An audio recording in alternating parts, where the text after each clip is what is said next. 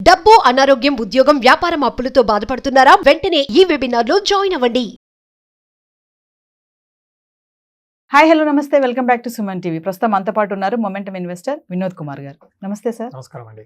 Sir, మనం multi bagger stocks గురించి చాలా వీడియోలు చేశాము. మరి ఈరోజు టాపిక్ ఏంటంటే లోయెస్ట్ ఇన్వెస్ట్మెంట్తో వచ్చే వాల్యూస్ ఉన్నటువంటి మల్టీ బ్యాగర్ రిటర్న్స్ ఏమన్నా ఉన్నాయా అంటే?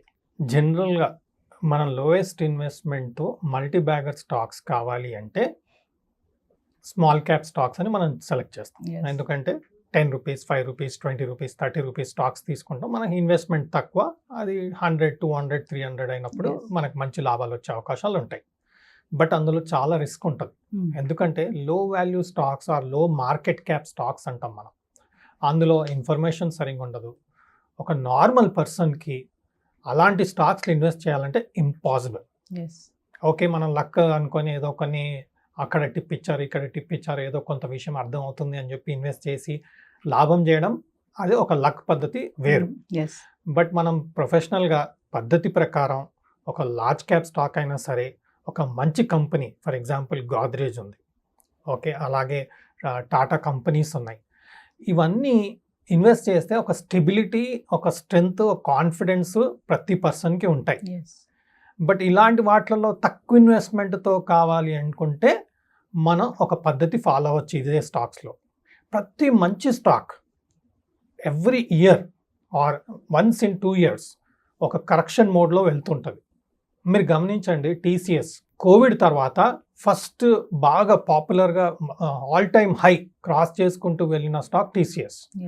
దాని తర్వాత 2-3 years 3,200 దగ్గర చాలా కాలం అక్కడే ఉండిపోయింది. ఇప్పుడు కరెంట్గా దాదాపుగా లాస్ట్ 6 monthsలో అది 3,000 నుంచి దాదాపుగా 4,300, 4,500, which is almost 30-40% return. Such stocks where we call as contrarian stocks. అంటే మనం కాంట్రేరియన్ కాన్సెప్ట్ని మనం ఫాలో అవుతే మనకు ఆ కాన్సెప్ట్ వలన best stocks, best value stocks, best investment, great returns and కాన్ఫిడెంట్గా ఇన్వెస్ట్ చేసే అవకాశం ఉన్న కాన్సెప్ట్ని మనం కాంట్రేరియన్ కాన్సెప్ట్ అనడం జరుగుతుంది. సార్, ఇప్పుడు ఈ అండర్ వాల్యూ స్టాక్స్ ఉంటాయి కదా, అలాంటి వాటిలో మనం ఇన్వెస్ట్ చేయాలి అంటే దాన్ని ఎలా ఫైండ్ అవుట్ చేయాలంటే స్టాక్స్ని? ఫస్ట్ మనం అందరూ మాట్లాడుతున్న సెక్టర్, ఇప్పుడు కరెంట్గా అందరూ మాట్లాడుతున్న సెక్టర్ ఏంటి? Railways, okay, infrastructure, okay, housing, ఇవన్నీ మాట్లాడుతూ ఉన్నారు.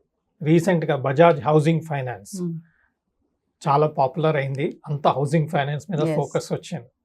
సో ఇలాంటి సెక్టర్స్ని వదిలేయండి, ఎందుకంటే అవన్నీ చాలా పికప్ అవుతున్న స్టాక్స్, మంచి వాల్యుయేషన్కి వచ్చిన స్టాక్స్, అందులో కూడా మంచి వాల్యూ స్టాక్స్ దొరుకుతాయి. బట్ అందులో చాలా అండర్ వాల్యూడ్ ఉన్న స్టాక్ మనం ఐడెంటిఫై చేయాలి. రీసెంట్ పాస్ట్గా మనం ఇంద్రప్రస్థ స్టాక్ గురించి మనం డిస్కస్ చేయడం జరిగింది. ఒకటి చాలా అండర్ వాల్యూడ్ స్టాక్స్, అంటే మనం అందులో ఫాలో అయింది కాంట్రేరియన్ అప్రోచ్. కాంట్రేరియన్ అప్రోచ్ అంటే best company, best sector, best management, best business model, but under valued. అంటే పొటెన్షియల్ చాలా ఉంది, బట్ వాల్యుయేషన్ చాలా చీప్ ఉంది. ఇప్పుడు మనం గోల్డ్ కొనాలనుకుంటాం, పొటెన్షియల్ చాలా ఉంది, బట్ చాలా అందరూ పడిపోతుంది, ఇంకా దొరకదు, గోల్డ్ పెరుగుతుంది, ఎప్పటికీ పెరుగుతూనే ఉంటుంది. ఇప్పుడు మాత్రం ఎలాంటి సిచ్యువేషన్లో ఉందంటే ఇక పెరగదు ప్రపంచంలో, ఇంకా ఫ్యూచర్లో గోల్డ్ పెరగదు అనే టైంలోనే మనకు కరెక్ట్ వాల్యూలో దొరుకుతుంది. ఎందుకంటే అందరికి ఇంట్రెస్ట్ పోతుంది. ఇంట్రెస్ట్ పోయినప్పుడు ఒక అసెట్కి చాలా లో వాల్యూ ఉంటుంది. ఇది కామన్ మ్యాన్ ఐడెంటిఫై చేయడం చాలా సింపుల్ అండ్ చాలా ఈజీ, అంత టఫ్ ఏం కాదు. ఎందుకంటే అందులో మనం చేయాల్సింది ఒక్కటే, ఎవ్వరు మాట్లాడని సెక్టర్లో, ఎవ్వరు మాట్లాడని స్టాక్లో, మనకు అర్థమైన స్టాక్లో, అండ్ చాలా పడిపోయిన స్టాక్లో, బెస్ట్ వాల్యూ ఉన్న స్టాక్లో, అండ్ ఎక్కడ ఆ స్టాక్ గురించి డిస్కషన్ చేయరో అలాంటి స్టాక్లోనే పెట్టుబడి పెడితే మంచి రిటర్న్స్ వచ్చే అవకాశం ఉంటుంది. దాన్ని మనం కాంట్రేరియన్ అప్రోచ్ అంటాం. సో మనం చేయాల్సింది ఏంటి? ఎవ్వరు మాట్లాడని సెక్టర్, ఎవ్వరు మాట్లాడని స్టాక్, ఈ ప్రైస్ ఇంకా పెరగదు, దీని అయిపోయింది, బట్ మనకు తెలుసు అది మంచి కంపెనీ అనేది మనకు తెలుసు, మంచి కంపెనీ, మంచి బ్రాండ్, మంచి ప్రోడక్ట్, అండ్ మనం ప్రిఫర్ చేసే స్టాక్ అనేది మనకు బాగా తెలుసు. One of the best example is also Apple. 2 years, last 2 years back దాని గురించి ఎవరు మాట్లాడట్లేదు. అందులో వారెన్ బఫెట్ గారు కూడా కొంత అమ్మేయడం జరిగింది, కొంత ఎందుకంటే తన పోర్ట్ఫోలియో Yes. చాలా పర్సంటేజ్లో యాపిల్ ఉండడం చేత కొంత ప్రాఫిట్ బుక్ చేసి బయటకు రావడం జరిగింది. బట్ అప్పుడు $120-125 ఉండింది.